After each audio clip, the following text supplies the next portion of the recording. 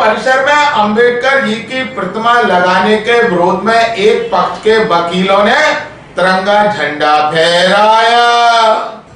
Gwalior high court में doctor Bhimrao Ambedkar ji की प्रतिमा लगाने को लेकर पिछले कई दिनों से हाईकोर्ट में विवाद गहराया हुआ है।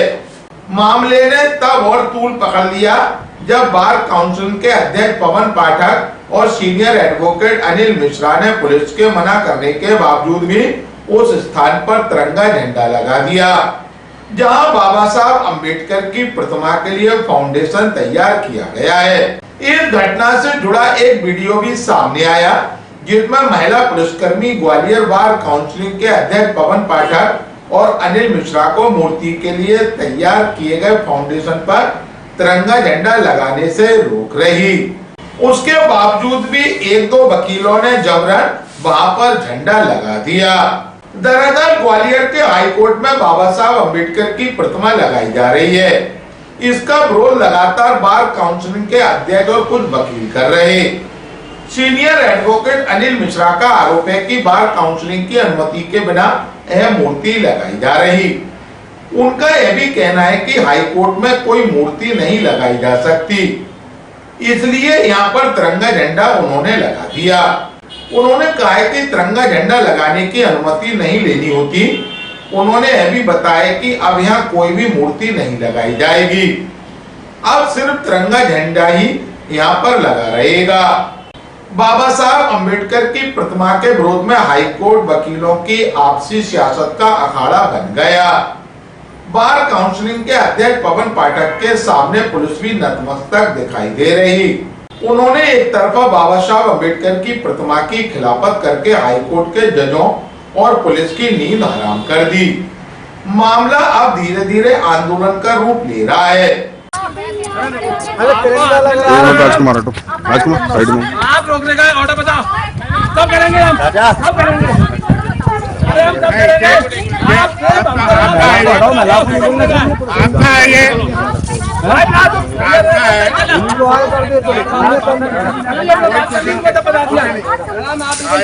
सीमा का उल्लंघन नहीं करा मैडम, आपको बता दिया सीमा का उल्लंघन। तुम भी चुप रहो बिल्कुल। साहब सीमा का नहीं उल्लंघन किया। आप बाहर निकलिए, आप बाहर निकलिए। साहब बुला रहे, रुक जाओ, एक मिनट रुक जाओ। साहब बुला रहे हैं, बाहर निकलिए। अरे सीमा साहब बुला रहे हैं, अरे रुक तो जा भाई। आगे लेके जाओ, आगे लेके जाओ। रिया साहब बोल रहा है, आप प्लीज नहीं बोलोगे, आप नहीं बोलोगे, आप नहीं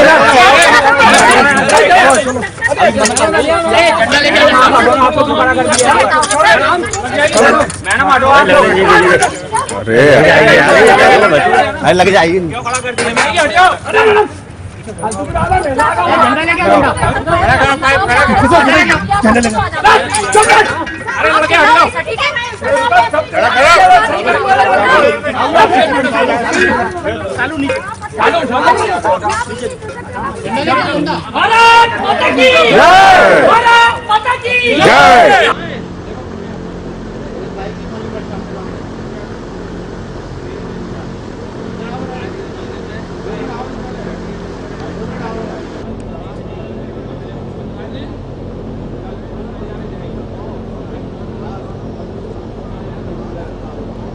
ग्वालियर वित्तक को जानकारी देते हुए सीनियर एडवोकेट अनिल मिश्रा ने कहा की कोई मूर्ति नहीं लगनी थी, बल्कि हम उसके जो हमारे चीफ जस्टिस महोदय हैं उनका बहुत हार्दिक दिल से, तहे दिल से स्वागत करते हैं कि उनने हमें ये झंडा लगाने के लिए, राष्ट्र ध्वज लगाने के लिए ये प्लेटफॉर्म बना के दिया है। हम उनका इसके लिए धन्यवाद अदा करते हैं। मूर्ति का तो कभी कोई हाईकोर्ट से कोई प्रस्ताव है ना कोई ऑर्डर है इस तरह का। लेकिन राष्ट्रीय ध्वज लगाया गया है तो राष्ट्रीय ध्वज हाँ बिल्कुल लगाया है, सभी अभिभाषकों ने लगाया।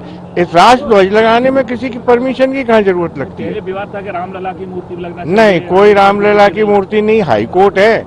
यहाँ पे न्यायालय में बड़ी तटस्थता अपनाई जाती है और तटस्थ रूप से यहाँ किसी भगवान की मूर्ति को रखना गलत बात होगी, जात बिरादरियों की बात होगी। इसलिए राष्ट्र ध्वज सबसे ऊपर है और हमने इसलिए राष्ट्र ध्वज का सम्मान देने के लिए लगाया गया है और यहाँ पर सारे विवाद खत्म हो चुके हैं। कोई मूर्ति नहीं लगनी, ये राजध्वज लग गया है। अब इसको ये पुलिस जो वाले जो है ना, ये इसकी सुरक्षा में है कि इस पे कोई गलत छेड़छाड़ ना करे। अरे हम कह रहे हैं ना, मूर्ति कैसे ही किसी ने बनाई, हमें मूर्ति लगानी ही नहीं थी, ना कभी लगनी थी।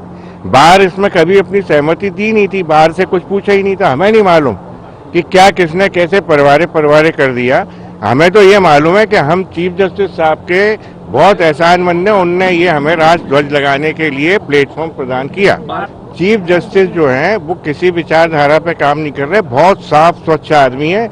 और वही मैं कहता हूँ 17 तारीख को वो आएंगे और इसको बहुत अच्छा प्लेटफॉर्म जब तक हम बना के तैयार कर रहे हैं, उनसे अनुमति ले रहे हैं, इसका उद्घाटन उनसे कर। इसमें पक्ष और विपक्ष कहाँ है? अभिभाषक सब एक मत है, कोई पक्ष और विपक्ष नहीं है इसमें, कहीं कोई पक्ष विपक्ष नहीं है, सब एक है, एक छत्र के नीचे हैं। जो हमारे अध्यक्ष और सेक्रेटरी डिसाइड करते हैं वही जगह। प्रतिमा हाई कोर्टों में लगाई नहीं जाती, न मतलब है तटस्थ रूप से सुप्रीम कोर्ट में लग सकती है, सुप्रीम कोर्ट में लग सकती है, वहाँ के बाहर की सहमति रही होगी, अभिभाषकों की सहमति। हमारे यहाँ अभिभाषकों का मत है कि तटस्थ को तटस्थी रहने दें, इसलिए यहाँ पे राष्ट्रध्वज लगाएं जो सर्वोच्च है, इसके नीचे सभी। इस मामले में डॉक्टर भीमराव अंबेडकर की प्रतिमा लगाने के पक्षधर वकील विश्वजीत रतोनिया का आरोप है कि बार काउंसिलिंग के अध्यक्ष पवन पाठक और अनिल मिश्रा सहित कुछ चंद वकील बाबा साहब अंबेडकर की प्रतिमा का शुरू से विरोध कर रहे हैं। वह कभी अनुमति न होने की बात कहकर मूर्ति का काम रुकवा देते हैं, तो कभी बार काउंसिलिंग का हवाला देकर मूर्ति का काम रुकवा देते हैं। इस बार भी उन्होंने तिरंगे झंडे की आड़ में बाबा साहब अंबेडकर की प्रतिमा को स्थापित होने से रोकने का काम किया। उनका कहना है कि मामले में उन्होंने सभी अनुमतियां और वैधानिक कार्रवाई पूरी कर ली, लेकिन फिर भी जिलावार काउंसिलिंग के अध्यक्ष पवन पाठक और सीनियर एडवोकेट अनिल मिश्रा को बाबा साहब अंबेडकर की प्रतिमा से परेशानी हो रही।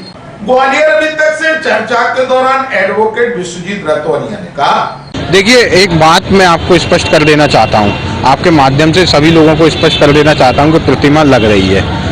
और पहली बात कि न्याय के मंदिर में अगर बाबा साहब की प्रतिमा नहीं लगेगी तो फिर किसकी प्रतिमा लगेगी, सवाल यहाँ उत्पन्न होता है। जिस व्यक्ति ने समता के लिए संघर्ष किया, न्याय के लिए संघर्ष किया, वो समता और न्याय की मूर्ति की प्रतिमा ना लगेगी तो फिर किसकी प्रतिमा लगेगी। दूसरी बात कि आखिर जो विरोध करने वाले लोग हैं कौन और कितने लोग हैं? जो 15 से 20 लोग हैं, इससे ज़्यादा लोग नहीं हैं।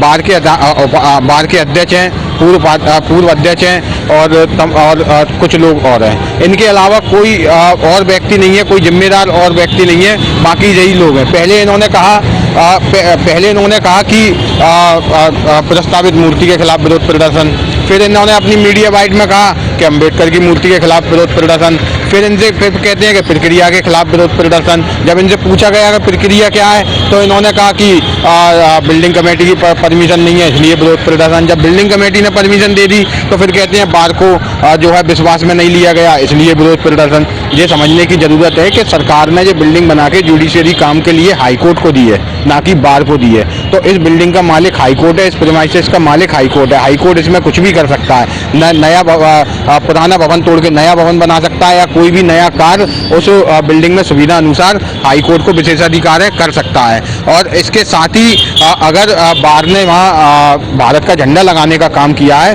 तो मैं स्पष्ट तौर पर जिम्मेदारी पूर्वक से कहना चाहता हूँ कि हम बार के इस झंडा लगाने के जो फैसला है उसका हम स्वागत करते हैं। और हम ये कहते हैं कि अब बाबा साहब की मूर्ति के साथ भारत का झंडा भी वहाँ जो है फहराया जाएगा।